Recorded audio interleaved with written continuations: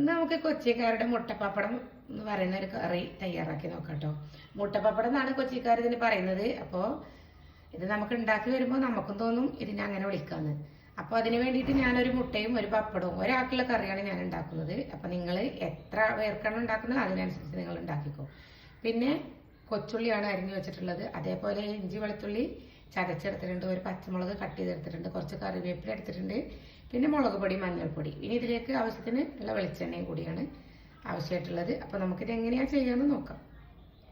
മൺചട്ടി എടുത്തു, അടുപ്പിലേക്ക് വെച്ചു. അത് നന്നായി ചൂടായതിനു ശേഷം നമുക്ക് വെളിച്ചെണ്ണ ഒഴിച്ചു കൊടുക്കാം. ചട്ടി നന്നായി ചൂടായി വന്നിട്ടുണ്ട്. നമ്മളിതിലേക്ക് വെളിച്ചെണ്ണ ആവശ്യത്തിന് ഒഴിച്ചു കൊടുക്കണം കേട്ടോ. അപ്പോൾ ആവശ്യത്തിനുള്ള വെളിച്ചെണ്ണ എടുത്തു. വെളിച്ചെണ്ണയുടെ അളവൊക്കെ നമ്മൾ എടുക്കുന്ന സാധനത്തിൻ്റെ ക്വാണ്ടിറ്റിക്ക് അനുസരിച്ച് നമുക്ക് ഒഴിച്ചു കൊടുക്കാം.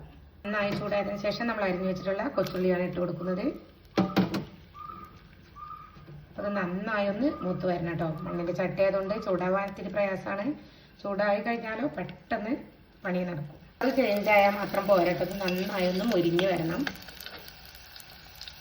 നന്നായി മൂത്ത് വരുന്നുണ്ട്. ആ സമയത്ത് നമുക്ക് വെളുത്തുള്ളി, ഇഞ്ചി, പച്ചമുളക്. വെളുത്തുള്ളി ഞാൻ തൊലിയൊന്നും കളഞ്ഞിട്ടില്ല കേട്ടോ. തൊലി കളയാതെ ഇടുമ്പോൾ ഇതിനൊരു പ്രത്യേക ടേസ്റ്റാണ്.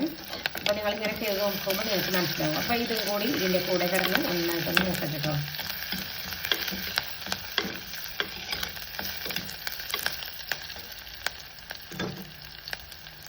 ആകെ മൊത്തം ഒരു വെളുത്തുള്ളിയുടെ സ്മെല്ലാണ് കേട്ടോ. നല്ലൊരു സ്മെല്ല് വരുന്നുണ്ട്. അപ്പോൾ ഈ സമയത്ത് നമുക്ക് തീ നന്നായിട്ട് കുറച്ച് വെച്ചതിന് ശേഷം നമ്മുടെ ഈ രണ്ട് പൊടികളും അങ്ങിട്ട് കൊടുക്കുക. നന്നായിട്ടൊന്ന് എണ്ണയിലിട്ടിട്ടൊന്ന് മൂപ്പിക്കുക. ആ സമയത്ത് നമുക്ക് വെള്ളം ഒഴിച്ച് കൊടുക്കാം കേട്ടോ. അളവിനനുസരിച്ച് നമുക്ക് വെള്ളം ഒഴിച്ച് കൊടുക്കാം. രണ്ട് ഫുഡ് ഉണ്ടാക്കുമ്പോൾ നമുക്ക് ഉപ്പ് അത്യാവശ്യമാണ്. അപ്പോൾ പപ്പടത്തിൽ ഉപ്പുണ്ടാവും. ഞാൻ 2 തരി ഉപ്പാണ് ഇട്ട് കൊടുക്കുന്നത്. ഇനി നമുക്ക് ബാക്കി നോക്കിയിട്ടിട്ട് കൊടുക്കാം കേട്ടോ.